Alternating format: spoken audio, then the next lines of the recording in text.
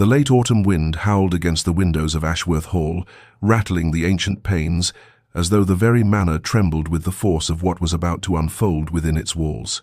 Rain lashed the stone facade in sheets, turning the manicured gardens into a blur of grey and brown, stripping the last defiant leaves from their branches and scattering them across the grounds like the remnants of some forgotten joy. Inside the grand drawing room, where portraits of stern-faced ancestors gazed down from gilded frames, and the fire in the massive hearth did little to warm the suddenly frigid air, Lady Eleanor Ashworth stood with her hands clasped protectively over the swell of her abdomen, 6 months heavy with the child she had believed would bind her marriage in joy. Her pale blue gown, carefully selected that morning when the world still held promise, now felt like a mockery against her trembling form. Before her stood Lord William Ashworth, her husband of 2 years, the man whose gentle courtship had won her heart, whose laughing eyes had once looked upon her with such devotion that she had thought herself the most fortunate woman in all of England. But those eyes held no warmth now. They burned with a cold fury that turned her blood to ice, and in his hands, those hands that had once caressed her face with tenderness, he gripped several letters, their edges crumpled from the force of his rage. "Deny it if you dare." William's voice cut through the room like a blade, each word measured and precise, the very control in his tone more terrifying than if he had shouted. "Letters in your own hand, proclaiming your affection, arranging clandestine meetings with my own cousin, Richard, my blood. Did you laugh together at my ignorance, madam? Did you mock the fool who believed in your virtue?" Eleanor felt the world tilt beneath her feet, her mind unable to comprehend the accusation, the sheer impossibility of what he claimed. "William, there must be some mistake. I have written no such letters. Richard is your cousin, nothing more. I barely know him. Please let me see them. There has been some terrible error." Her voice, steady at first, began to fracture under the weight of his unchanging expression. She reached toward him, her hand extended in supplication, but he stepped back as though her very touch would contaminate him. "Error?" The word dripped with contempt. "I have examined them myself. The handwriting is yours, unmistakable. The intimate details, the references to our private life that only you could know." He broke off, his jaw clenched so tightly she could see the muscle jumping beneath his skin. "I trusted you. I gave you my name, my home, my heart. And this is how you repay such devotion." Eleanor's mind raced desperately through her days, searching for any interaction with Richard that could have been misconstrued. But there was nothing. Nothing but polite exchanges at family gatherings, formal pleasantries in William's presence. "I swear to you upon everything I hold sacred, upon the life of our unborn child, I am innocent of this accusation. William, please, you know me. You know I could never." But even as the words left her lips, she saw the terrible finality in his eyes, the way he looked at her as though she were already a stranger,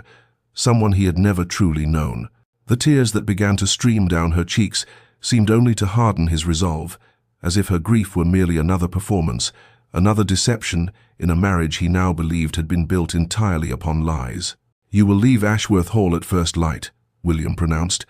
and the words fell upon Eleanor like a death sentence, final and absolute, severing her from everything she had known and loved in a single merciless declaration. She staggered backward, her hand reaching for the back of a chair to steady herself as the room seemed to spin around her, the faces in the portraits blurring into accusatory shadows. "William, please,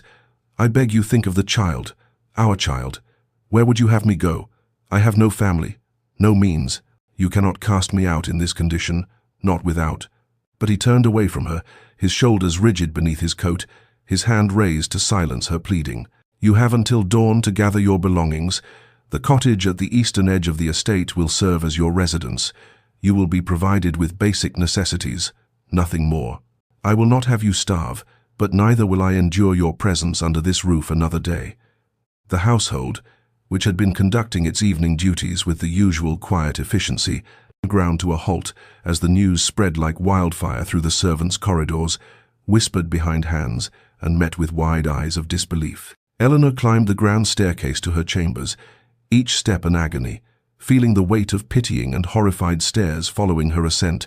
and collapsed onto her bed as Martha, her faithful maid, who had been with her since her wedding day, rushed to her side with tears streaming down her weathered face. "My lady, this cannot be happening. His lordship has gone mad. Everyone below stairs knows you are innocent of such charges. We must do something, must make him see reason." But Eleanor, her hands trembling violently as she pressed them against her swollen belly, where their child moved and kicked, oblivious to the catastrophe unfolding around it, could only shake her head in numb despair. Through the long hours of that terrible night, Martha helped her pack trunks with clothing, books, and the few personal items she could call her own, though everything in this house had been provided by William's wealth, and Eleanor felt herself being systematically erased from the life she had built. Near midnight, summoning the last reserves of her strength and dignity, Eleanor sat at her writing desk and composed a letter to William, her hand shaking so badly that the ink blotted and smeared, but she persevered, pouring her heart onto the page, declaring her innocence with every fibre of her being, begging him to investigate further, to question Richard directly, to give her a chance to prove that these letters were fabrications or mistakes or anything but what he believed them to be. She sealed it with wax, pressed her signet ring into the soft seal, and asked Martha to deliver it to William's study. Martha returned within minutes, her face ashen, holding nothing, and Eleanor knew without asking what had happened. William had taken the letter, and without reading a single word, had consigned it to the flames of his study fireplace, watching her final plea turn to ash, as he had already reduced their marriage to ruins in his heart. Dawn came cold and grey, the rain having given way to a bitter wind that rattled the window panes and seemed to keen with Eleanor's unuttered sorrow. The carriage that would carry her to exile waited in the drive, a small, shabby conveyance rather than the fine coach she had arrived in as a bride, and this deliberate slight was not lost on the staff who had gathered in silent witness, many with tears on their cheeks, to watch their mistress depart in disgrace. Eleanor, wrapped in a heavy cloak that barely concealed her condition, walked through the entrance hall one final time, her eyes touching on every familiar detail, the marble floors she had crossed as a new wife, the flowers she had arranged just yesterday in crystal vases, the very air that held memories of laughter and music and hope, and then she stepped out into the cruel morning and did not look back, though she heard Martha's muffled sobs behind her and knew that at least one soul in this place believed in her innocence, even if the only one who truly mattered had condemned her without mercy or reprieve. The cottage that became Eleanor's prison stood at the eastern edge of the Ashworth estate, a structure that had once housed the gamekeeper and his family before a larger residence had been built closer to the main house, and though it was not without its modest charms, a thatched roof, whitewashed walls, a small garden now overgrown with autumn's decay, it felt to Eleanor like the edge of the world, a place where she had been cast out from all that was familiar and beloved into a limbo of uncertainty and shame. The weeks that followed her banishment moved with the peculiar slowness of suffering, each day stretching interminably before her as she navigated the routines of survival in this diminished existence, her body growing heavier with the child while her heart seemed to hollow out with loneliness and despair. The villagers, who had once curtsied respectfully when she passed in her carriage,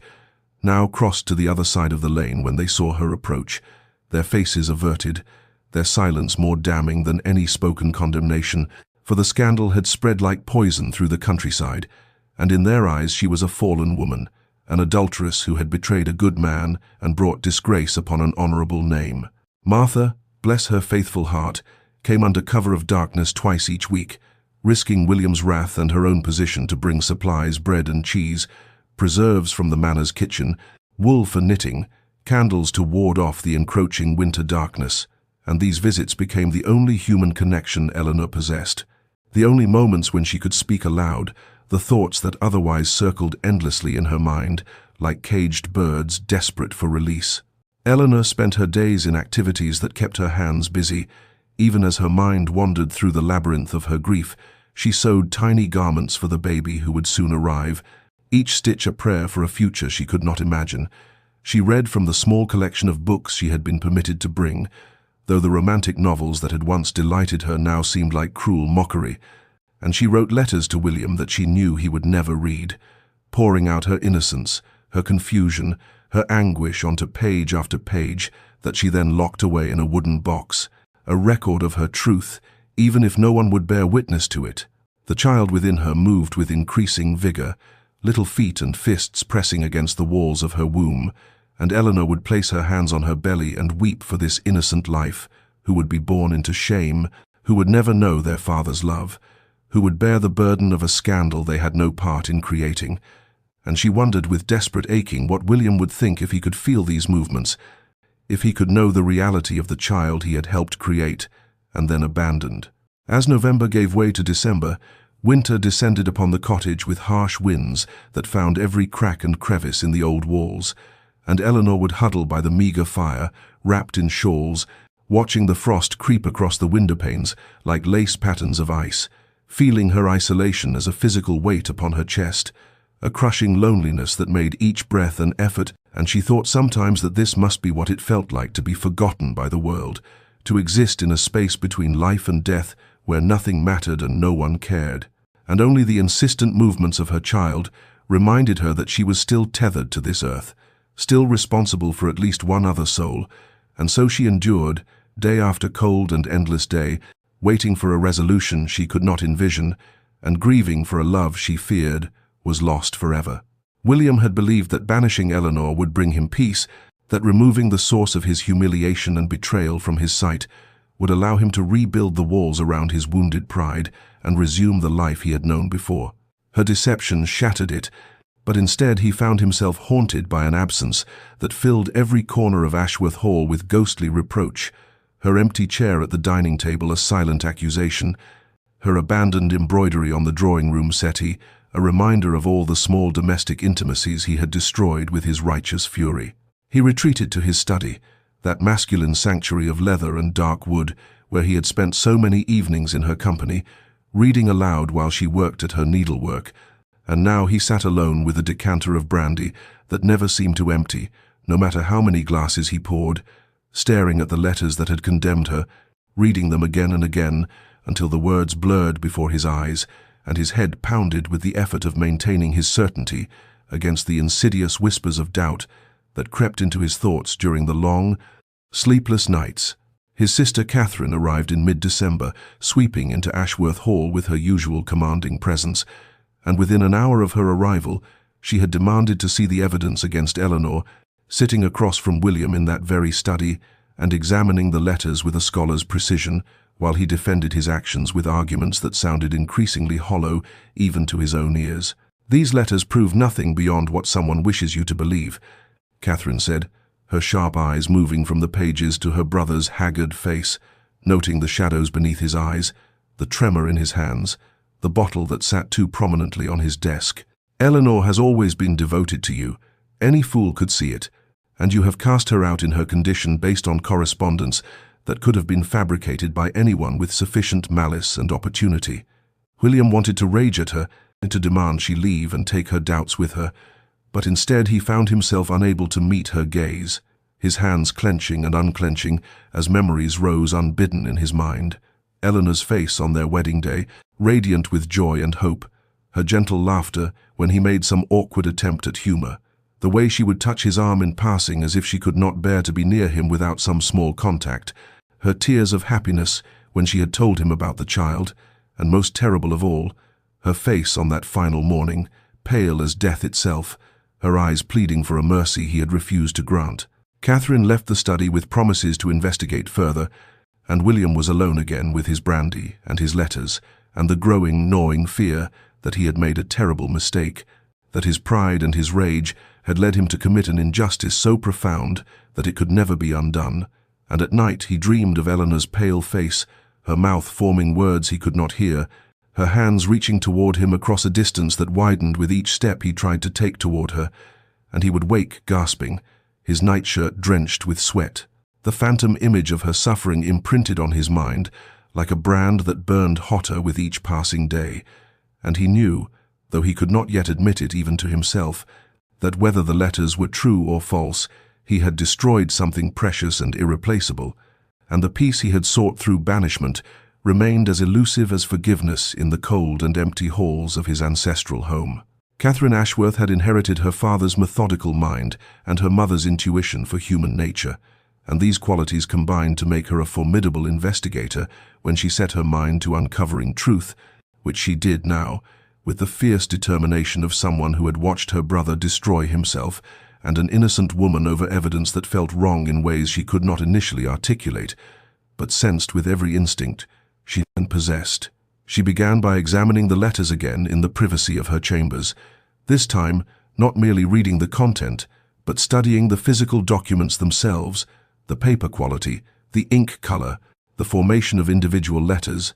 the pressure of the pen strokes, and what she discovered made her breath catch in her throat. For while the handwriting was indeed remarkably similar to Richard's flowing script, there were subtle inconsistencies in the slant of certain letters, a slight tremor in the loops that suggested someone copying rather than writing naturally. And most damning of all, the paper stock was from a batch that had only been purchased for Ashworth Hall 6 months prior,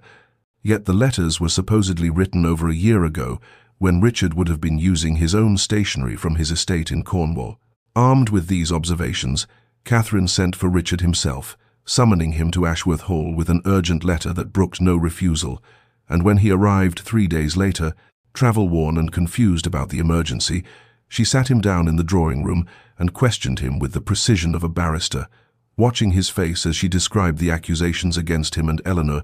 and what she saw there was not guilt but genuine shock and outrage that anyone could believe such falsehood about him and his cousin's wife, whom he had met only twice in his life, and for whom he felt nothing but respectful familial regard. Richard's alibi was impeccable and easily verified. He had been abroad for the better part of the previous year, first in Italy studying Renaissance art, and then in Greece examining classical ruins, and he produced letters from colleagues, hotel registers, and shipping manifests that placed him thousands of miles from England during the period when the alleged affair would have taken place. His genuine correspondence to William during that time, filled with descriptions of ancient temples and Italian sunsets, innocent letters that someone had clearly used as templates to create the damning forgeries. Catherine's mind worked rapidly through the implications, and she began to consider who within the household would have both the opportunity to access Richard's genuine letters from William's desk and the motive to destroy Eleanor's marriage, and her thoughts turned inevitably to the household staff, those invisible servants who moved through the halls of Ashworth Hall, observing everything while being observed by no one, who knew the family's routines and secrets, who had access to the study when William was absent, and most particularly to Mr. Blackwood, the household secretary who managed William's correspondence, who would have seen every letter Richard sent, who would have known the paper stock and had the skill to forge a convincing hand, and who had always seemed to Catherine to watch Eleanor with an intensity that went beyond professional duty, his eyes following her movements with a hunger he thought concealed, but which Catherine had noted with the vague discomfort one feels when sensing something not quite proper. She began to observe Blackwood with new attention, noting how he paled when she asked casual questions about household correspondence, how his hands shook slightly when she mentioned Richard's return,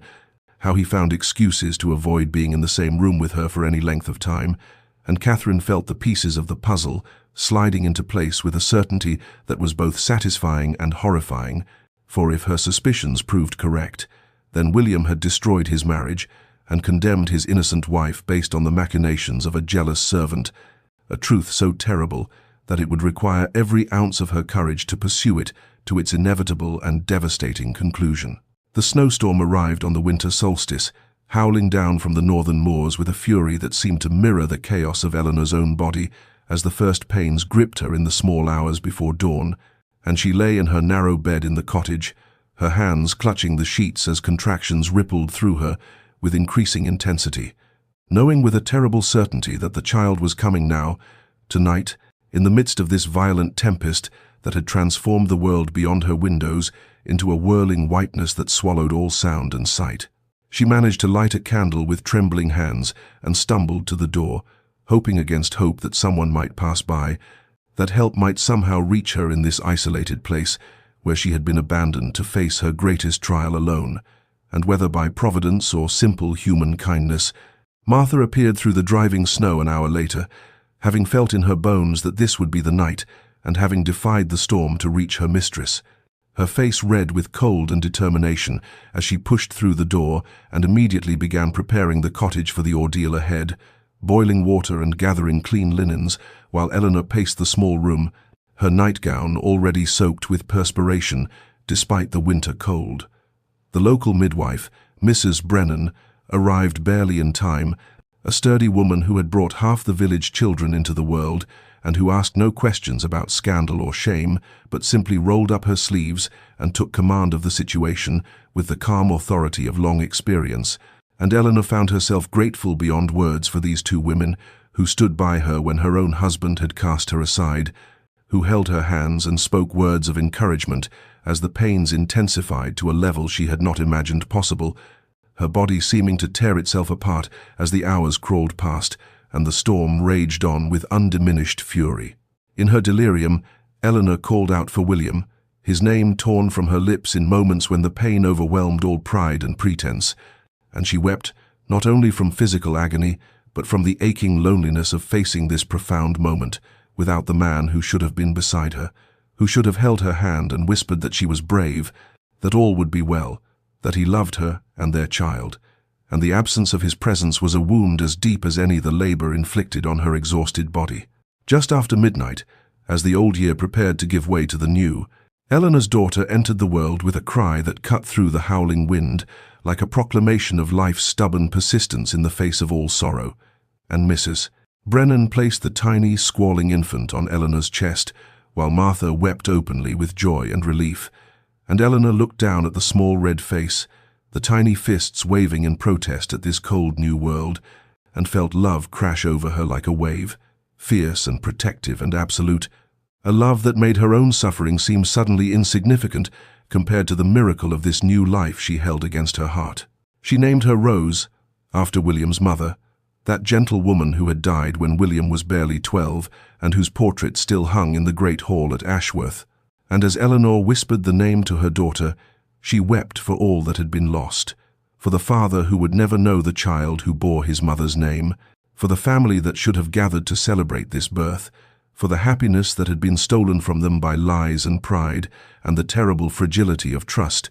And she held Rose close as the storm finally began to diminish outside, the wind dying to a whisper as dawn approached, and the world lay silent beneath its blanket of fresh snow, beautiful and pure and utterly indifferent to the small human drama that had unfolded in the cottage through that long and lonely night. William had not slept that night, the storm outside matching the tempest within his soul as he paced the halls of Ashworth like a ghost haunting his own life. And though he told himself he had no right to think of Eleanor now, no right to wonder about her welfare or the child she carried, his feet carried him toward the stables, as if moved by some force beyond his conscious will, and he found himself saddling his horse in the darkness, while the wind howled and snow drove against the stable walls with such fury that his groom protested the madness of riding out in such weather. But William ignored him and rode out into the blizzard, his face stung by ice and his vision obscured by the swirling whiteness, following the path toward the cottage more by instinct than sight. He did not know what drew him there on this particular night, whether some mystical connection between husband and wife that transcended his betrayal, or simply the restless guilt that had given him no peace since the moment Eleanor's carriage had disappeared down the drive months ago.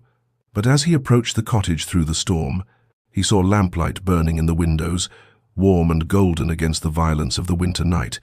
and then he heard it, a sound that stopped his heart in his chest, the thin, piercing cry of a newborn infant cutting through the wind like a knife. William dismounted, his legs nearly giving way beneath him, as the full meaning of that sound penetrated his consciousness, and he stood there in the snow, frozen not by the cold but by the terrible knowledge that his child had been born, was being born, had just entered the world, and he was here, mere yards away, yet separated from that sacred moment by a chasm of his own making, a gulf of accusation and pride and wounded fury that now seemed utterly insignificant compared to the magnitude of what was happening in that small cottage where his wife labored alone, without him, without his hand to hold or his voice to encourage her through the ordeal he should have shared. He moved closer to the cottage, his boots crunching in the fresh snow, and through the window he could see shadows moving inside, the midwife's sturdy figure, Martha's smaller form, and Eleanor as his Eleanor, though he could not see her face clearly, and he heard her cry out, a sound of such pain that it tore through him like a physical wound, and he wanted to burst through the door, to go to her, to beg her forgiveness, to be there as a husband should be, but shame and the knowledge of his own unworthiness kept him rooted to the spot, a silent witness to the consequence of his blindness and his rage. The hours passed, and still he stood there, watching, listening, his body growing numb with cold, while his heart burned with a mixture of grief and longing and self-loathing so intense that he wondered if this was how damnation felt, to be so close to something precious and yet forever barred from it by one's own sins. And when finally that infant's cry pierced the night again, stronger now, insistent with life, William fell to his knees in the snow and wept as he had not wept since boyhood, great wrenching sobs that shook his entire frame, for he knew with absolute certainty that he had missed something irreplaceable, of a moment that would never come again, the birth of his first child, and that even if Eleanor somehow found it in her heart to forgive him, even if he spent the rest of his life trying to make amends, this particular loss could never be recovered, this absence could never be made present, this wound could never fully heal. As dawn broke and the storm finally began to subside, William watched Martha emerge from the cottage, exhausted but smiling, and he quickly mounted his horse and withdrew into the trees before she could see him, and unwilling to intrude even on the periphery of this sacred time, and he rode back to Ashworth Hall through the fresh snow, the world transformed into something clean and white and beautiful, utterly at odds with the devastation in his soul, and he knew as he rode that something had broken inside him during that long night, some final barrier of pride or self-justification, and in its place was only the raw, aching knowledge of what he had done, what he had lost, and what he might never be able to reclaim. Catherine had never trusted Mr. Blackwood entirely, for there was something in the household secretary's manner that had always struck her as obsequious yet watchful, a man who moved through the halls of Ashworth with the quiet efficiency of someone who knew where all the keys were kept and which doors might be opened without invitation. And it was this instinct that led her to his quarters on a grey morning 3 days after the snowstorm had finally cleared, ostensibly to request certain household accounts, but truly to observe him more closely in the wake of her growing suspicions about the letters that had destroyed her brother's marriage. She found his door slightly ajar, which was unusual for a man so meticulous about his privacy, and through the gap she glimpsed him kneeling before his fireplace, feeding papers into the flames with movements that betrayed a desperate haste, utterly unlike his typically measured demeanor. And without hesitation she pushed the door open fully and demanded to know what he was burning with such urgency that he had not even properly closed his door. Blackwood leapt to his feet, his face draining of color, and for a moment Catherine saw naked panic in his eyes before he attempted to compose himself, stammering something about old correspondence that was no longer needed, but Catherine had already crossed the room and seized several sheets from the desk before he could stop her, and what she saw there made her blood run cold, page after page of handwriting practice. Richard's distinctive script, copied over and over with painstaking precision, and beside these practice sheets lay several of Richard's actual letters from his travels abroad, letters that Blackwood had evidently used as templates to perfect his forgery. The confrontation that followed stripped away years of Blackwood's carefully maintained facade, and under Catherine's relentless questioning, delivered with all the imperious authority of her station, he crumbled like a wall built on sand, his confession spilling out in a torrent of self-justification and bitter resentment that revealed the depths of his obsession with Eleanor, an obsession that had begun when she was still Miss Eleanor Hartley and had come to Ashworth as a guest 2 years before her marriage, her beauty and grace capturing the attention of everyone in the household, including the secretary, who dared to imagine himself worthy of her regard. He had written her letters, Blackwood admitted, his voice shaking with emotion, letters declaring his admiration and devotion, but she had returned them unopened, had avoided his presence with a delicacy that somehow made his humiliation more complete, and when William had begun courting her in earnest, when it became clear that the lord of the manor would claim what the secretary had foolishly dreamed might be his, something had broken inside Blackwood, some last vestige of rationality giving way to a poisonous envy that had festered for months until he conceived his terrible plan. The forgery had been simple enough for a man with access to Richard's correspondence and the skill to mimic handwriting that came from years of copying his master's hand on documents and letters, and Blackwood had crafted his false evidence with meticulous care, weaving in enough authentic detail to make the letters convincing, while adding the poison of invented intimacy and confession that would destroy Eleanor's reputation and marriage, and he had planted them where William would find them, knowing his master's pride and jealous temperament well enough to predict that he would react with fury rather than investigation, that he would believe the evidence of ink and paper over the protestations of the wife who had wounded Blackwood's vanity by preferring another. Catherine listened to this confession with mounting horror and rage, and when Blackwood finished, his shoulders slumped in defeat. She told him in a voice of ice that he would repeat every word to William immediately, that his malice had destroyed an innocent woman and torn apart a family, and that whatever mercy he might have hoped for had been forfeited by the magnitude of his crime. And she summoned footmen to ensure he could not flee while she went to fetch her brother, knowing that the revelation she was about to deliver would shatter William, even as it freed Eleanor from the false condemnation that had defined these terrible months of separation and sorrow. William was in the library when Catherine arrived, her face grave with purpose, and before he could rise from his chair, she told him in a voice that permitted no argument that he must come with her immediately to the drawing-room, where a matter of utmost urgency awaited his attention,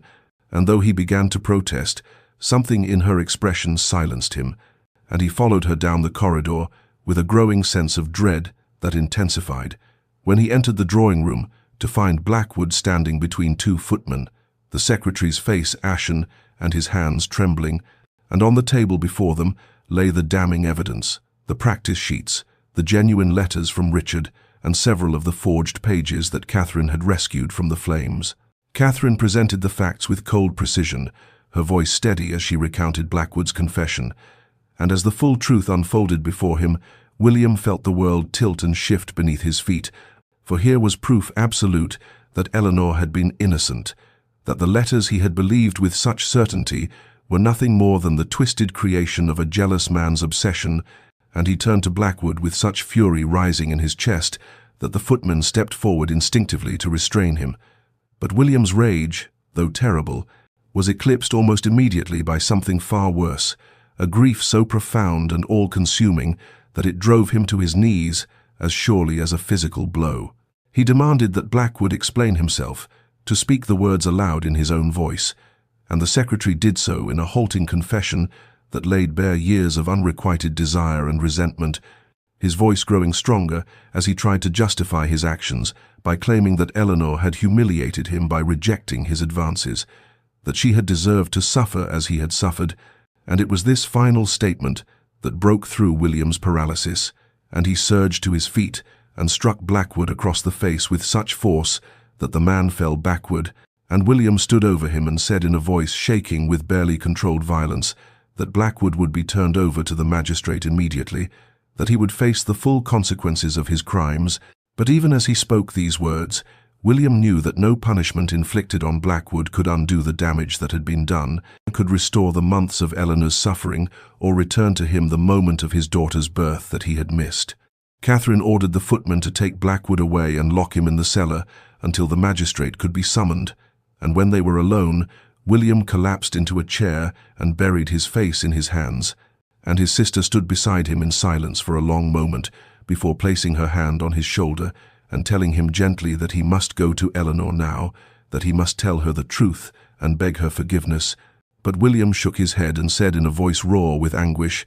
that he had no right to ask forgiveness, that he had condemned an innocent woman, had cast her out while she carried his child, had left her to suffer alone through pregnancy and childbirth, because he had been too proud and too quick to believe the worst, too ready to let wounded vanity override every instinct of love and trust. And how could such a transgression ever be forgiven? How could Eleanor ever look upon him again without remembering the cruelty of his accusation and the absoluteness of his rejection? Catherine knelt before her brother and took his hands in hers and told him that he could not know whether Eleanor would forgive him unless he had the courage to seek that forgiveness, and that remaining in his guilt and despair was itself a kind of cowardice, an indulgence of his own pain rather than a genuine attempt at redemption. And her words struck him like cold water, shocking him into clarity, and he realized that she was right, that whatever Eleanor's answer might be, he owed her the truth and his complete and abject apology, not for his own sake but for hers, so that she might know beyond any doubt that she had been innocent all along, that the fault had been entirely his, and that if she chose never to see him again, he would accept that judgment as just and deserved. William left Ashworth Hall within the hour, riding through the cold afternoon with a desperation that made him heedless of the icy wind cutting through his coat,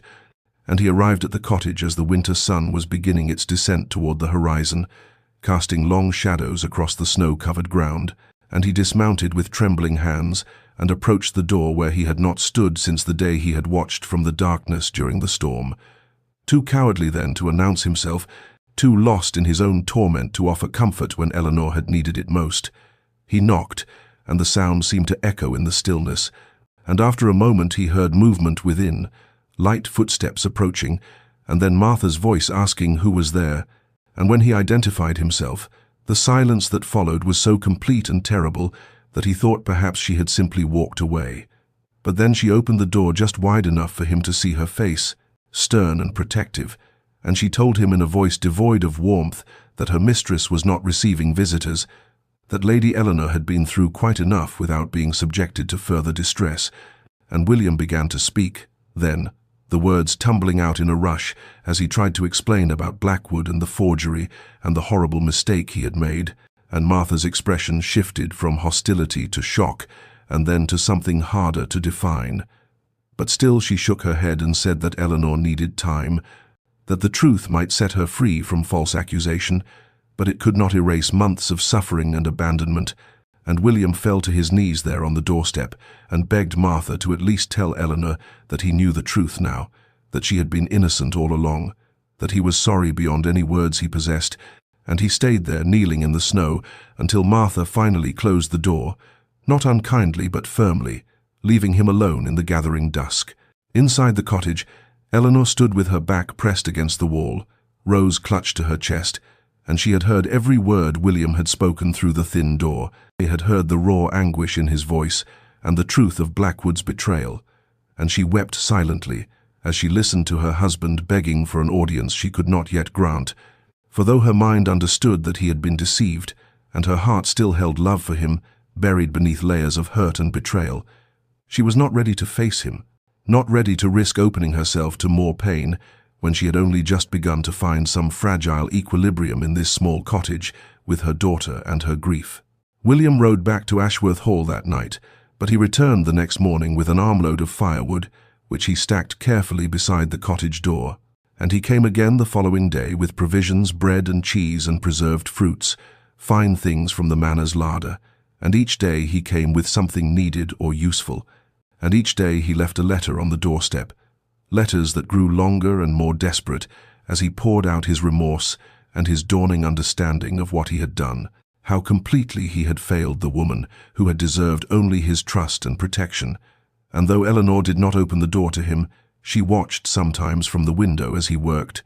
splitting wood or clearing snow from the path, performing the humble tasks of service and penance, and Martha, who went back and forth between the cottage and the hall, told Eleanor that William was destroyed by guilt and grief, that he barely ate or slept, that he spoke of nothing but his need to make amends somehow, though he knew amends might be impossible, and Eleanor listened to these reports with a heart divided between the desire to maintain her protective walls and the slow erosion of her anger in the face of his evident and genuine devastation. And at night she looked at the unopened letters piling up on her table and wondered whether reading them would bring healing or only reopen wounds that had barely begun to scar, whether the truth that had come too late could ever truly set either of them free. 7 days passed in this manner, with William's daily visits and his letters accumulating on Eleanor's table like fallen leaves, and on the 8th morning Eleanor woke before dawn to find Rose sleeping peacefully in her cradle, and the silence of the cottage pressing against her like a physical weight, and she rose and lit a candle and stood before the stack of unopened letters, her hand hovering over them as she had done a dozen times before, but this time something had shifted within her, some small crack in the armor she had built around her heart, and she picked up the first letter with trembling fingers and broke the seal and began to read. William's words were raw and unguarded, stripped of all the formal eloquence that had characterized their earlier correspondence, and he wrote of Blackwood's confession and the evidence Catherine had discovered, explained in careful detail how the forgery had been accomplished and his own terrible blindness in accepting the letters as truth, but more than the facts he wrote of his devastation at what he had done, how he had lain awake every night since learning the truth and relived the moment of his accusation,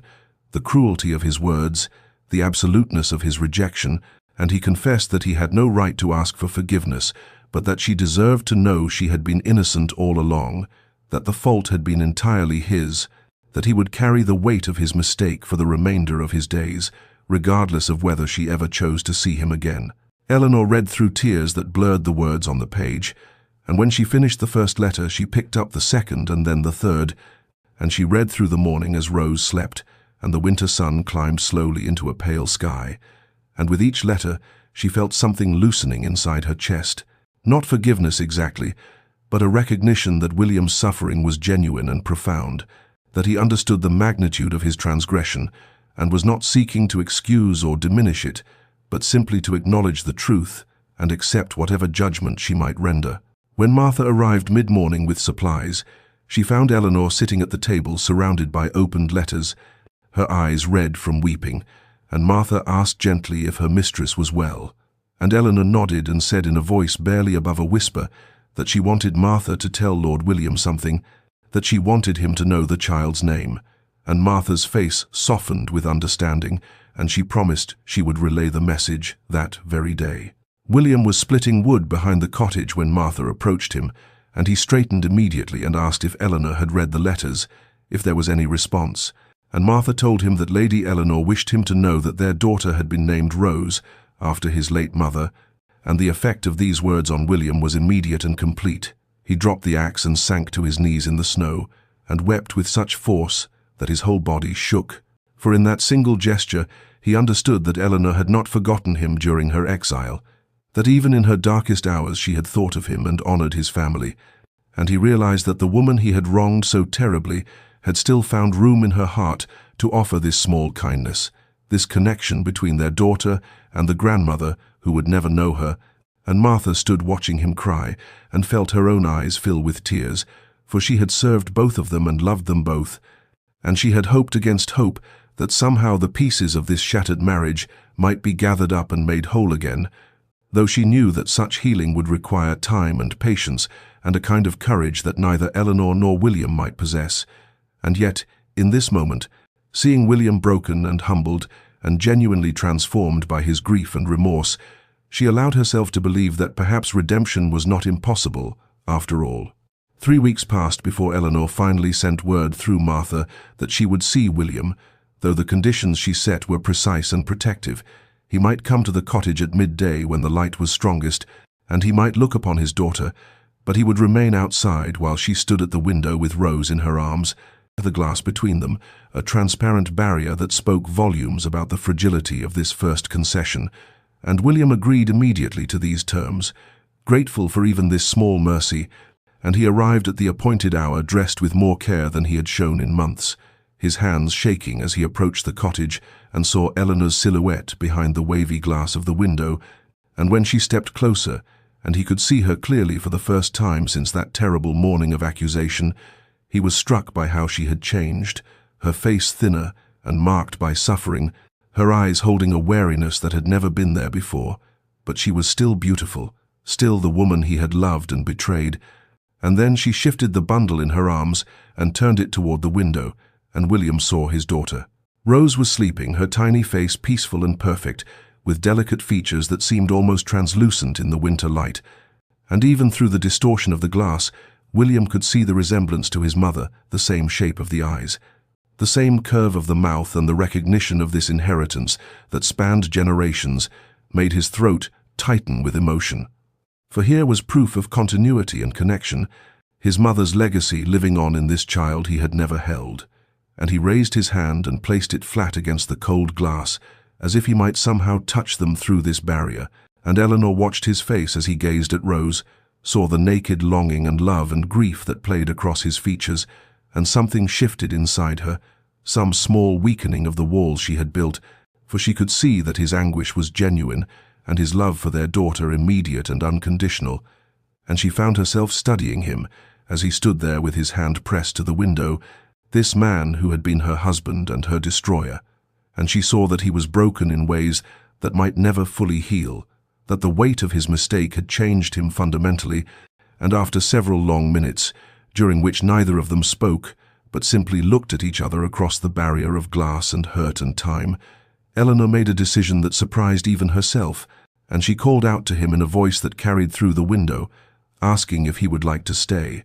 And when he looked at her with confusion and desperate hope, she explained that if he wished he might sit on the porch while she sat inside by the window, that they need not speak if he preferred, but that he might remain there in proximity to his daughter,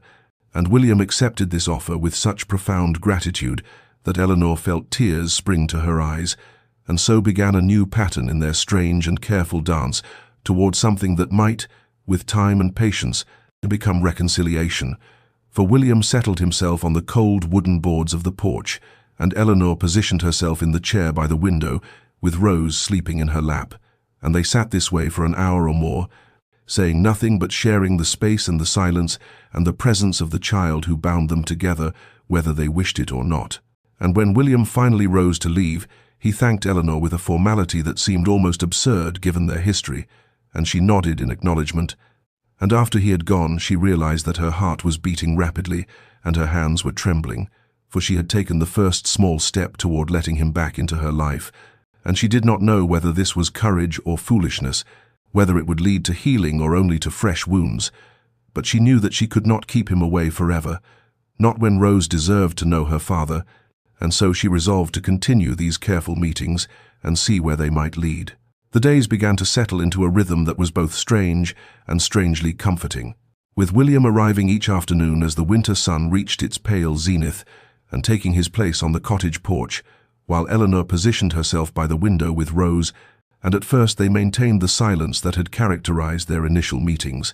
But gradually, William began to speak, his voice low and careful as he told her about the happenings at Ashworth Hall, how the gardens were preparing for spring, and the tenants had inquired after her health, and Eleanor listened without responding, but she listened nonetheless.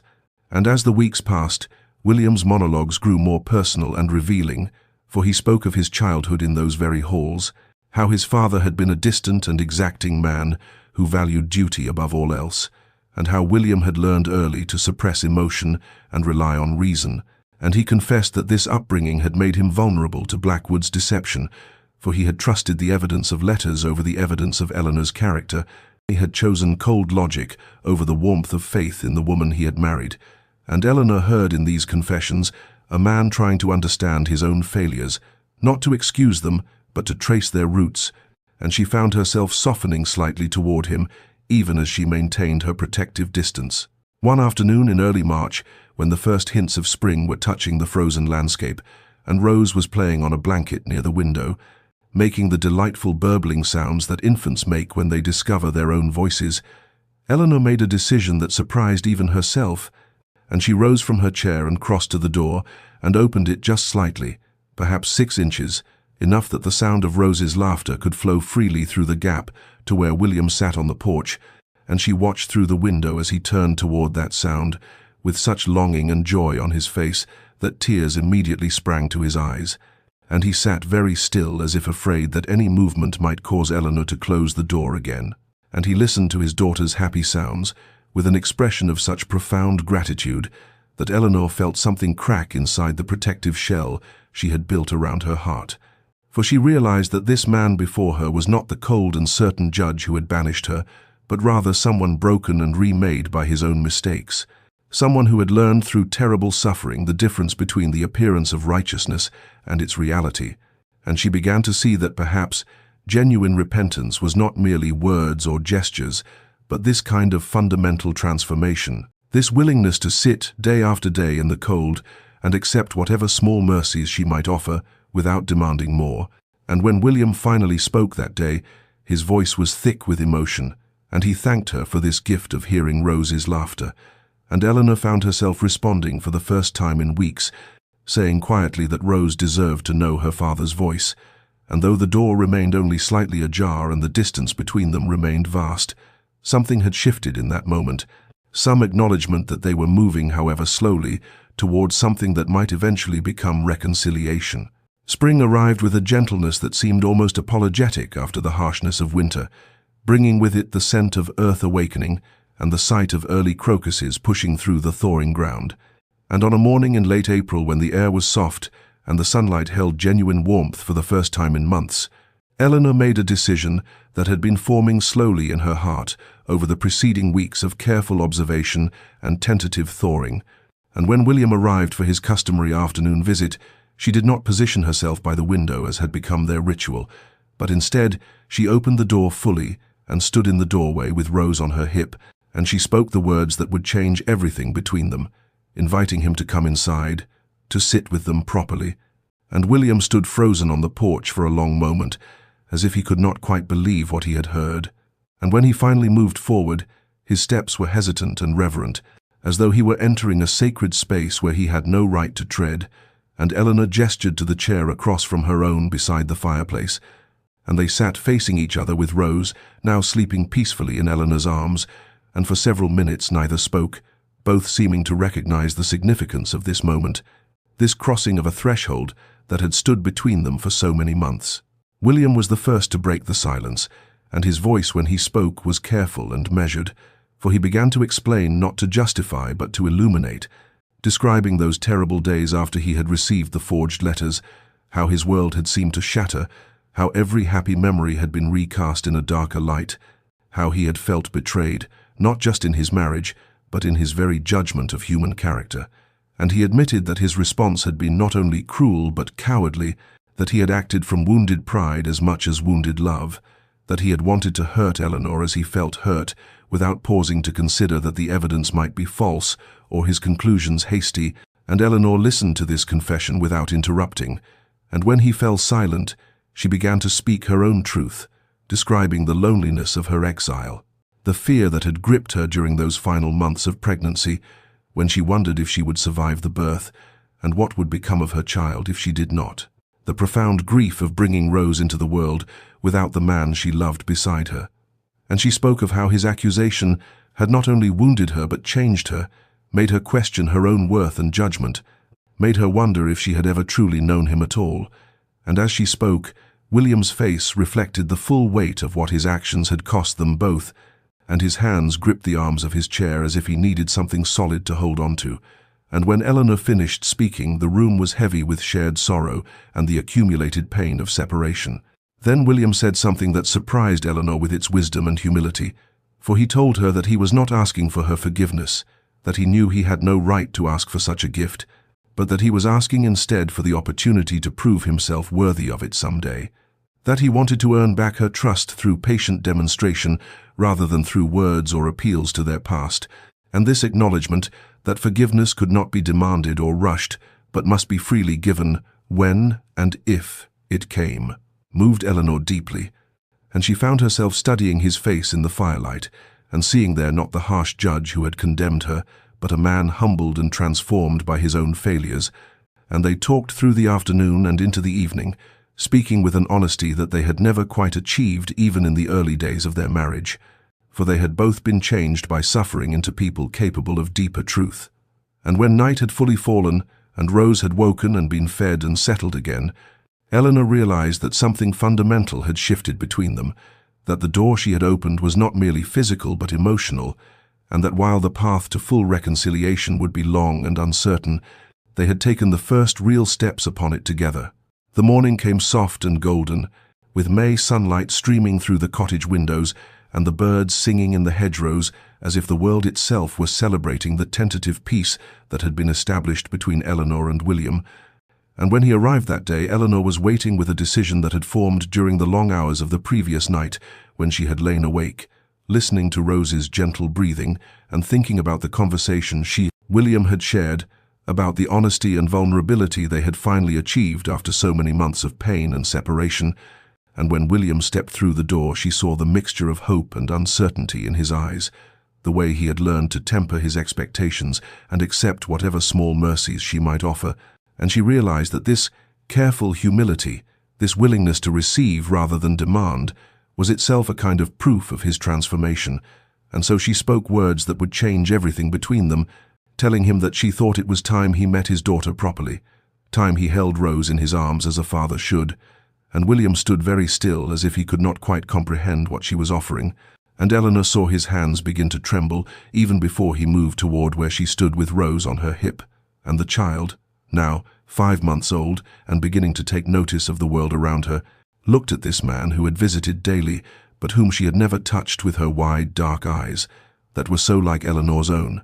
And William approached slowly, reverently, his movements careful, as if he were approaching something infinitely precious and fragile. And when Eleanor transferred the warm weight of their daughter into his arms, she saw tears begin to fall unchecked down his face, and his whole body seemed to shake with the intensity of the emotion that overwhelmed him as he looked down at Rose's tiny, perfect features, the delicate curve of her cheek, and the small hands that reached up instinctively toward his face. And Rose studied her father with that peculiar intensity that infants sometimes have, as if she were memorizing every detail of him, and then she made one of those burbling sounds of contentment that babies make, and William broke completely, his shoulders shaking with sobs as he cradled her against his chest, one large hand supporting her head with infinite gentleness, while the other held her small body secure, and he whispered brokenly that he was sorry, so desperately sorry for all the time he had missed, for not being there when she was born, for not protecting her mother when he should have, for failing them both so completely. And Eleanor watched this moment of meeting between father and daughter and felt something fundamental shift inside her own heart. For she saw in William's face not just remorse, but a love so overwhelming and pure that it seemed to transform him,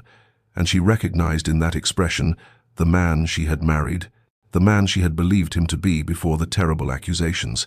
But she also saw someone deeper and more real, someone who had been broken by his own mistakes and rebuilt into something more capable of genuine love, because he now understood its cost. And almost without thinking, Eleanor stepped forward and placed her hand on William's shoulder, the first time she had touched him since that awful day when he had condemned her, and the touch was brief and tentative, but it was there, an acknowledgement that they were, perhaps, no longer two separate people maintaining careful distance, but beginning to become again what they had once been, a family. And William looked up at her with such hope and gratitude in his tear-stained face that Eleanor had to look away, and they stood there in the simple cottage, the three of them, with the morning light washing over them like a benediction, and the future stretching before them uncertain but no longer quite so bleak. In the days that followed that profound moment when William first held Rose, a rhythm began to establish itself, tentative and careful like the first notes of a melody being composed, and during one of their quiet conversations, William spoke with characteristic directness about what he hoped might come next, suggesting that perhaps Eleanor and Rose might return to Ashworth Hall, that the three of them might resume their life together as a family in the grand manor where their marriage had begun. But Eleanor felt her entire body tense at the suggestion, for she was not ready to return to those halls where she had been condemned and cast out, where every room held memories of her humiliation and every corridor might whisper of her disgrace, and she told William with gentle but absolute firmness that she could not yet face that return, that the cottage had become her sanctuary, and she needed more time before she could even contemplate leaving it. And William, to his credit, did not press or argue but instead asked a different question, wondering if he might be permitted to help with the cottage maintenance and to visit more regularly, to make himself useful in whatever way Eleanor would allow. And this more modest proposal felt manageable to Eleanor, felt like something she could accept without surrendering the autonomy and safety she had built for herself during the long months of exile. And so she agreed, and from that day forward, William's presence became woven into the fabric of their daily life, in ways both practical and profound. For he arrived each morning with his tools and his willingness, repairing the sagging gate and the loose shingles on the roof, chopping wood for the winter stores, even though summer was barely beginning, mending the fence that kept the small kitchen garden safe from wandering deer, and between these tasks he would play with Rose, dangling his watch chain for her to grasp, or making silly faces that drew peals of delighted laughter from her, and Eleanor would watch from the doorway or the window and see in these interactions a kind of courtship. For William was courting not only his daughter's affection, but his wife's trust, proving through accumulated small actions what words alone could never demonstrate. And he brought Eleanor gifts that showed he remembered who she was beneath the pain, bringing her books of poetry because he recalled her love of verse, bringing her the first strawberries from the Ashworth gardens because she had once mentioned they were her favorite, bringing her wildflowers gathered from the fields because she had always preferred them to hothouse blooms. And in the evenings he would read aloud to her while she sewed or nursed Rose, his voice filling the cottage with stories of far-off places and impossible adventures. And slowly, imperceptibly at first, but then with gathering momentum, Eleanor began to feel something shift inside herself, began to recognize that the walls she had built around her heart for protection were perhaps no longer necessary, that the man before her had indeed changed and had been humbled and refined by his own terrible mistakes into someone capable of the patience and devotion that true love required. And she found herself watching him with Rose and feeling not just appreciation, but something warmer, something that reminded her of how she had felt in the early days of their marriage when everything had seemed possible and their future had stretched before them, bright with promise. And though she was not yet ready to speak these feelings aloud, she knew that William's persistent, gentle presence was rebuilding not just the physical structures of the cottage, but the foundation of trust upon which their marriage might someday stand again. Summer arrived in earnest, bringing with it long golden evenings, when the light seemed to linger forever, and the air was sweet with the scent of honeysuckle and wild roses. And on one such evening in late June, when Rose was nearly 8 months old and growing more active and curious with each passing day, Eleanor and William were in the cottage garden, watching their daughter explore the world from her blanket on the grass, reaching for butterflies and laughing at the way the leaves moved in the gentle breeze. And William had been telling Eleanor about his plans for expanding the tenant cottages on the estate, seeking her opinion as he had begun to do more and more frequently, valuing her thoughts and perspective in a way he had failed to do during their first marriage. And Eleanor was responding with genuine interest when suddenly Rose pulled herself up, using the edge of the blanket, wobbling precariously on her small legs with a look of fierce determination on her face, and both parents fell silent, watching their daughter with held breath. And then Rose let go of the blanket and took one lurching step forward, then another and another, moving toward William with her arms outstretched and her face alight with triumph. And William dropped to his knees with tears already streaming down his face and opened his arms to catch her. And when Rose tumbled into his embrace, both parents were crying and laughing simultaneously, overwhelmed by the beautiful ordinariness of this milestone that so many parents witnessed together, but which they had feared they might never share. And William held Rose close and looked up at Eleanor with such joy and such sorrow mingled together that Eleanor felt something break open inside her chest, some final barrier she had been maintaining around her heart, and she realized in that crystalline moment of shared happiness that she had forgiven him, truly and completely forgiven him, that the weight of resentment and hurt she had been carrying had somehow dissolved in the accumulated days of his patient devotion and genuine transformation. And when William had settled Rose back on the blanket to practice her new skill, Eleanor asked if he might walk with her for a moment, and they moved to the edge of the garden where the roses grew wild against the stone wall. And there in the fading light, Eleanor told him that she believed in his remorse, that she could see his love was real and his repentance genuine. And William went very still and then asked in a voice barely above a whisper whether she thought she might someday be able to love him again, whether there was any hope that they might rebuild what he had so carelessly destroyed. And Eleanor looked at this man who had been both her greatest love and her deepest pain, who had condemned her unjustly, but who had also spent months proving his devotion through actions rather than words. And she told him the truth that had been growing in her heart without her quite realizing it, that she had never stopped loving him, even when she hated what he had done, that the love had been buried beneath layers of hurt and betrayal, but it had never died. And now, in the light of his transformation and her own healing, she could feel it stirring again, tender and new but undeniably there.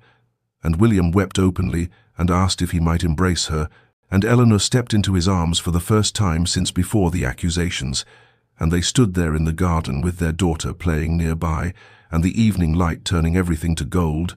holding each other while the past began finally to release its grip on the present. The decision to return to Ashworth Hall was not made lightly or quickly, but rather emerged gradually over the course of several weeks following that transformative evening in the garden, and Eleanor found herself thinking about the manor, not with the dread and revulsion she had felt for so long, but with a cautious willingness to reclaim what had been stolen from her.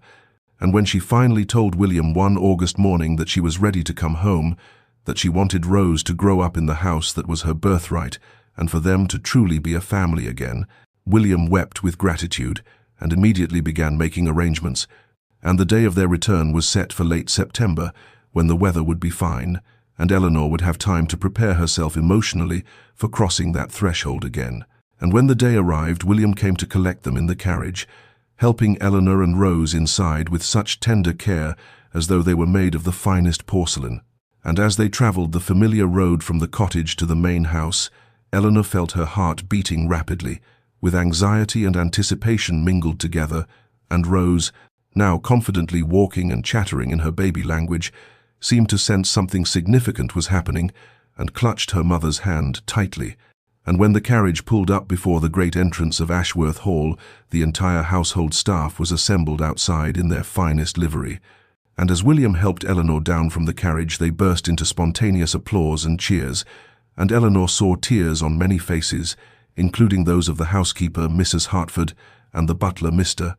Green, who had both served the family for decades, and Martha rushed forward to embrace Eleanor with undisguised joy.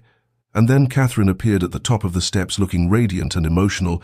and she descended quickly to gather Eleanor into a warm embrace, whispering that she had prayed for this day, and that Eleanor belonged here as the true lady of Ashworth Hall, and Eleanor felt the kindness of these people who had never truly believed the lies about her washing over her like a benediction, and with William on one side and Catherine on the other, she walked through the great doors and into the entrance hall, where everything was exactly as she remembered, yet somehow transformed by the knowledge that she was returning not in shame but in triumph. And William led her upstairs to their private chambers, and when he opened the door, Eleanor gasped in surprise, for he had had everything redecorated in soft shades of cream and rose and gold, removing every piece of furniture and every painting that had been there during those terrible days of accusation, and replacing them with new things that held no painful memories. And there was a beautiful nursery adjoining the main bedroom, with a cradle carved from cherry wood and walls painted with delicate flowers and butterflies, and Eleanor turned to William with tears streaming down her face, and thanked him for understanding that she needed this space to be new, to be untainted by the past. And that night, after Rose had been settled in her new cradle,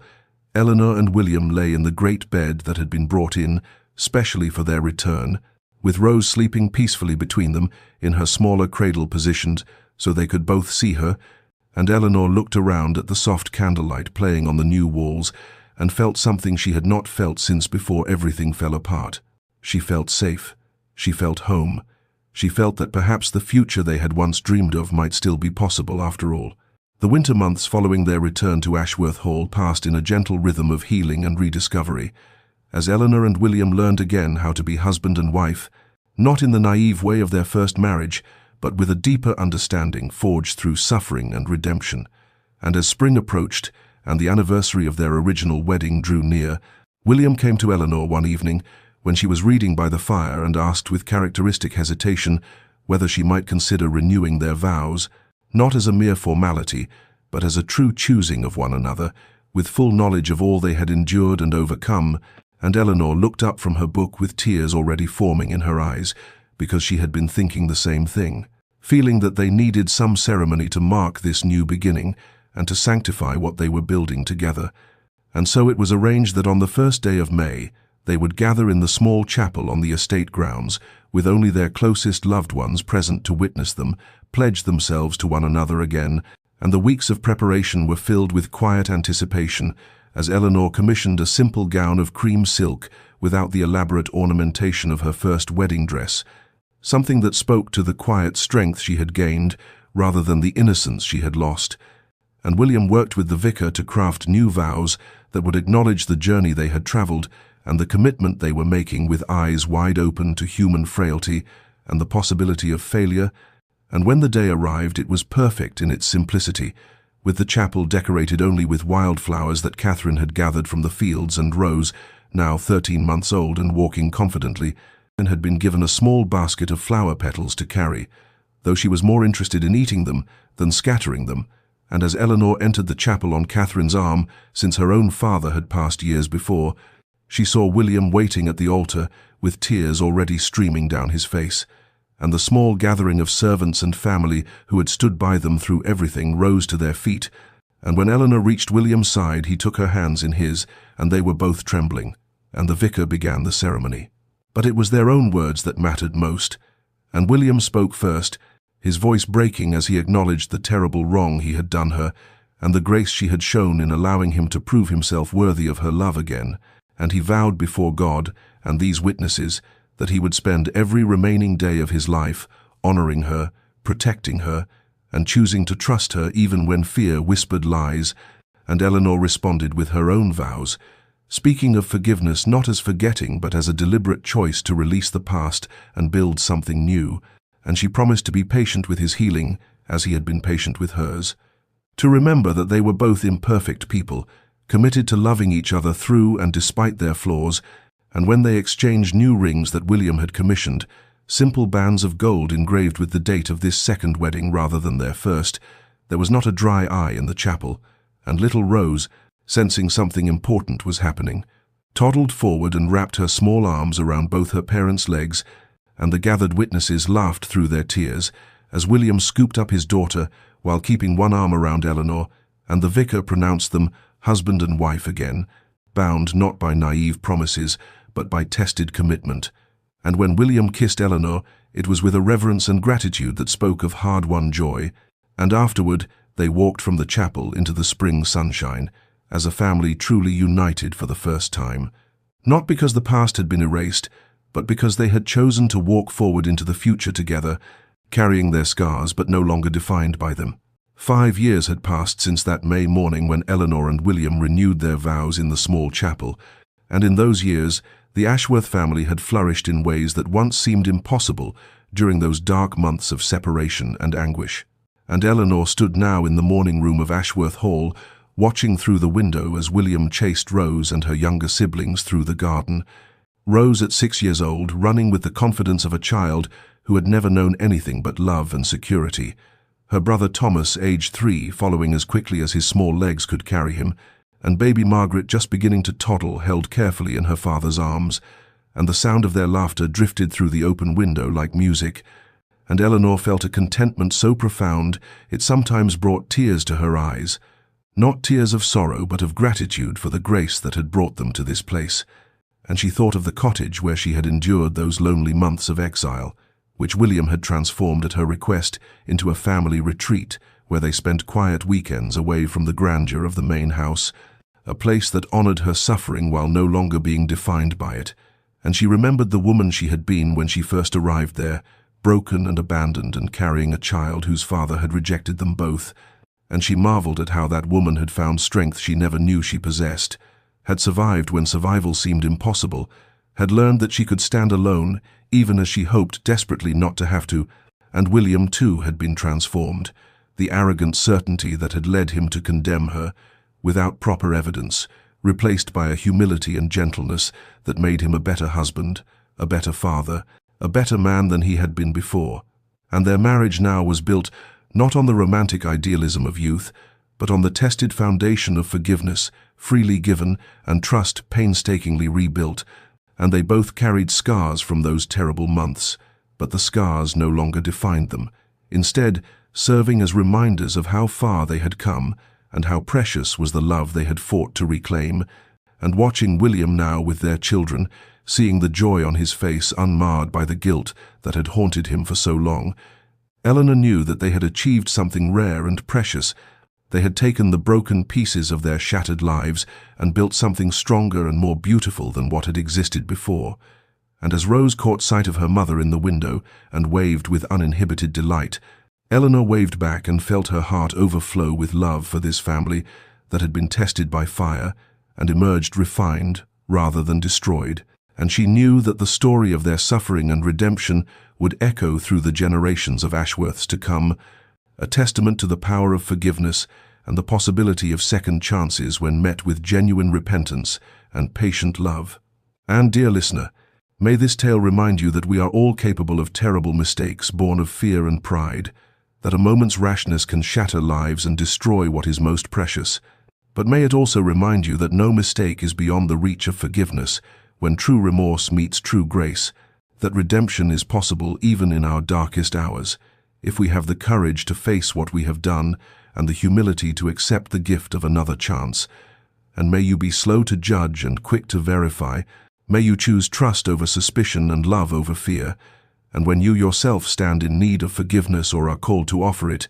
may you remember William and Eleanor and know that broken things can be made whole again, perhaps not as they were before, but as something even stronger for having been broken and mended. And may your nights be peaceful and your heart be light, knowing that love persists even through the longest winters, and that spring always comes again to those who wait with hope.